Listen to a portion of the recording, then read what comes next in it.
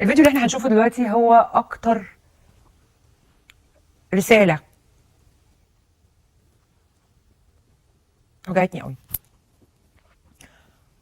وكنت فيها حقيقية قوي قوي.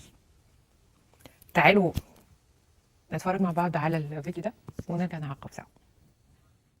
مساء الخير يا رضوى، مش عارفه مشكلتي مهمه زي باقي الناس، كل واحده فيها عندها مشكله، مشكلتها بتبقى اهم مشكله في الدنيا، ومشكلتها بتبقى مهمه جدا بالنسبه لي ولا لا. انا عمري ما حبيت بابا، كان بالنسبه لي عادي طبيعي انه يصرف، انه يجيب حاجات، بس كنا دايما بنتخانق.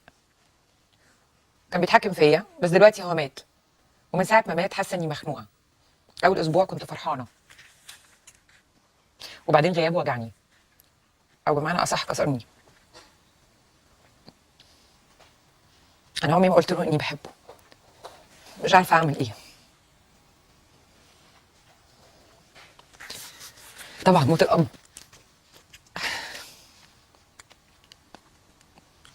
قهرة وكسر الظهر، بالذات للبنت.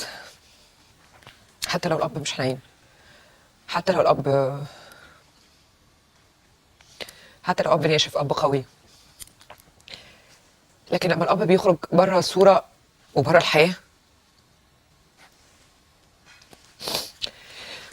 احنا بنحس ان الظهر والسند راح. لما ابويا الله يرحمه مات، وكل الناس اللي حواليا تعلم مدى حبي لابويا لحد يومنا ده، رغم انه ميت من سنين كتير قوي، لكن هو بالنسبه لي كان كل حاجه. ادعي له. يقال ان الميت بيسمع الدعاء. تصدقي كتير على روحه. زوري، اتكلمي معاه، اعتذري له ما بينك وبين نفسك. ادعي له كتير كتير كتير، اعملي ختمة قرآن عليه، على روحه. لو قادرة تعملي عمرة اطلعي اعملي عمرة.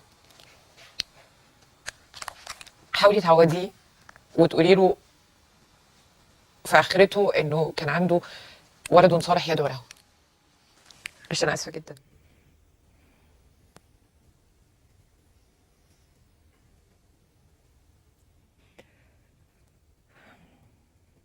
فهمته؟ عشان انا ما بقعدش على الكرسي ده لابسه دور المذيعه، انا بقعد على الكرسي ده كست. لو ابوها ميت او امها ميته زعلانه وحزينه زي الرجاله برضه، احنا كلنا عندنا مشاعر على فكره. لو متخانه هتتضايق، لو مفلسه هتبقى تعيسه، لو فرحانه هيبان عليها، لو محققه حاجه هي كانت نفسها تحققها هتبقى فخوره بنفسها، ولو عامله حاجه غلط هتبقى متضايقه من نفسها. بني ادمه ملهاش علاقه بالتحيز، ليها علاقه بالمشاعر. لكن انا مش لابسه في البرنامج ده دور مذيع، مش قاعده على طول الوقت فارده ظهري وشافطه بطني وبتكلم من طراطوف مناخيري بالاتيكات والاصول اللي المفروض الناس تتكلم بيها. انا مش بعمل كده، انا بقعد زي ما بقعد في بيتنا. ولو قعدت معاكم في بيتكم او قعدت معاكم في اي حته، او لو اي حد شافني في اي حته، في اي كافيه، في اي حاجه، هيلاقيني قاعده بنفس القعده وبتكلم بنفس الطريقه وبتكلم بايدي، مفيش موضوع. فالموضوع ملوش علاقه بالتحيز.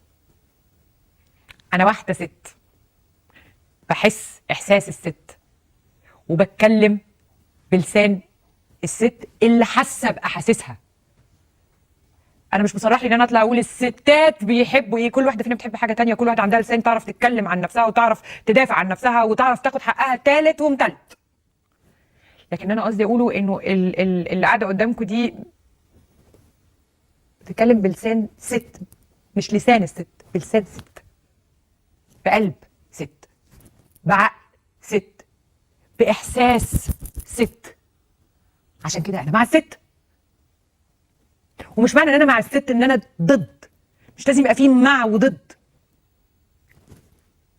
الجنس البشري رجال وسيدات. انا مع الست، ملوش علاقه بقى ان انا ضد الراجل.